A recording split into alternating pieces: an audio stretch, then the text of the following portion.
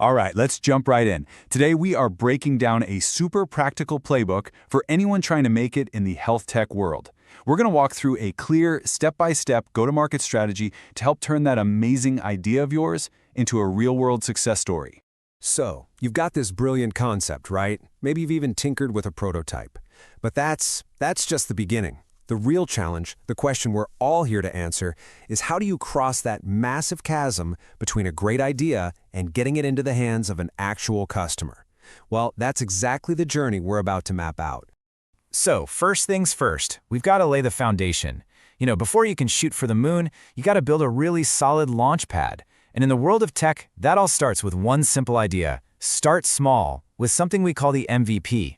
So what in the world is a minimum viable product, or MVP? Think of it less as being incomplete and more as being hyper-focused. It's the absolute simplest version of your product that does one thing really, really well. It solves one core problem, and that allows you to get it out there and start gathering priceless feedback from actual users to see what you should build next. Okay, let's make this real with an example. Imagine you're building a new telemedicine app.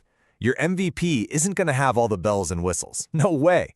It's going to focus on the absolute must-haves: basic video calls, a way to schedule them, a way to handle payments, and maybe prescription uploads. All that cool futuristic stuff, like AI diagnostics or fancy analytics, that can all wait. First, you just have to prove that people will use and pay for the core service. And why would you go this route?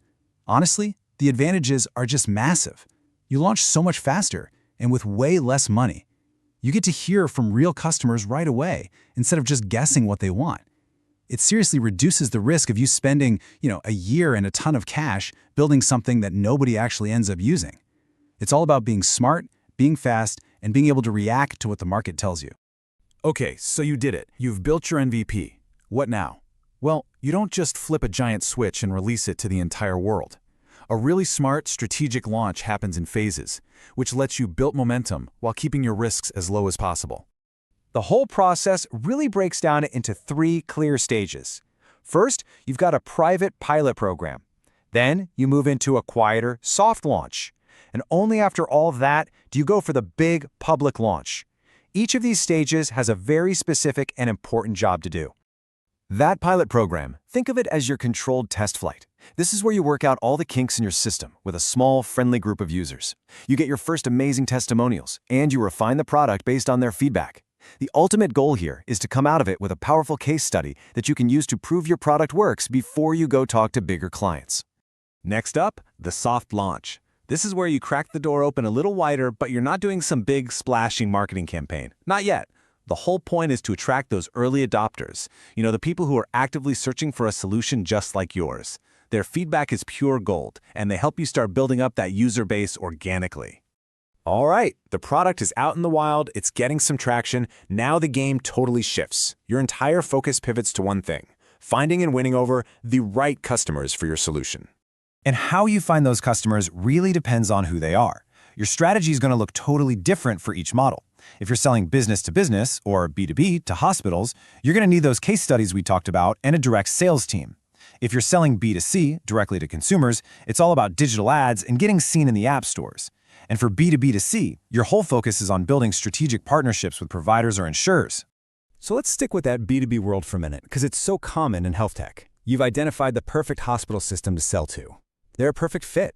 So, how long do you think it actually takes to get that contract signed? 6 to 18 months.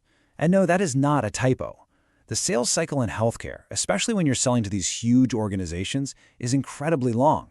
You got all these layers of bureaucracy, security reviews, committees. It just takes time. And why is knowing this number so critical? Because it is directly tied to your company's survival. It's all about cash flow. You have to plan your finances to be able to survive for a year, maybe even longer, before you see a single dollar from a major deal. Underestimating that timeline is, frankly, a fatal mistake for a lot of startups. So, to manage a cycle that long, you need to be incredibly disciplined. You need a process, and that process is your B2B sales pipeline. It's the journey you take every single prospect on, from just identifying them to reaching out, doing demos, negotiating, and then finally closing the deal and getting them started. Every single step requires a ton of patience and a good strategy. All right, we are in the home stretch. We've built the product, we've launched it, we're finding customers. The last piece of this entire puzzle is distribution. How does your product actually get into the hands of the people who will use it? There are really 4 main pathways or channels you need to think about. You can go direct to your customer, you can use an indirect partner, you could sell through a marketplace, or you can even license your technology out to another company. Let's break those down really quickly. Direct is just what it sounds like. You have your own sales team, your own website, you control the whole thing.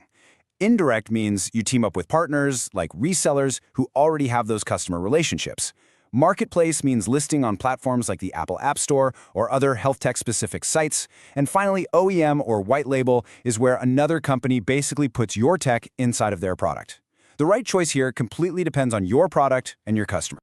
So, there you have it. That's the playbook. You start with a focused MVP, you move through a smart, phased launch, and you execute on a targeted strategy for finding customers and getting your product to them. The roadmap is clear. The only question left is, what's that one core problem that you are going to solve first?